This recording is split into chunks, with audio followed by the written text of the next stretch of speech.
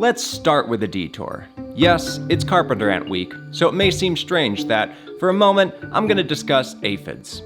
Aphids are small plant feeder insects who are significant pests of agriculture as they exclusively feed on plant sap, using a proboscis-type mouthpart to pierce and suck plant juices from vegetation that each particular species has developed to favor.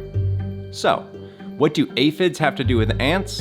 Quite a lot, actually. You see, ants rely heavily on aphids to supply their colony's nutritional resources.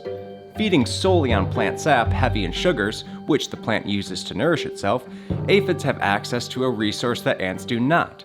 Ants are unable to digest plant cellulose directly, making sugar a difficult commodity to obtain. What makes this symbiotic relationship interesting is that after the aphids have digested the plant sap they've taken in, their feces, referred to as honeydew, is essentially composed of sugar. If you don't know where I'm going with this, you might be in for a shock, but ants will devote themselves to collecting, eating, and feeding the rest of the colony with, that's right, aphid poop.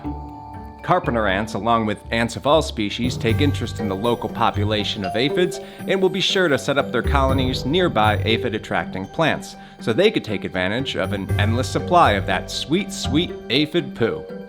So, when your pest control expert recommends you trim away the branches from your home to avoid ant activity, it's actually one of the best ways to do so because ants are always traveling to the ends of these branches where aphids are quite literally vegging out. From there, it's a hop, skip, and a jump to setting up a new nest right under your nose.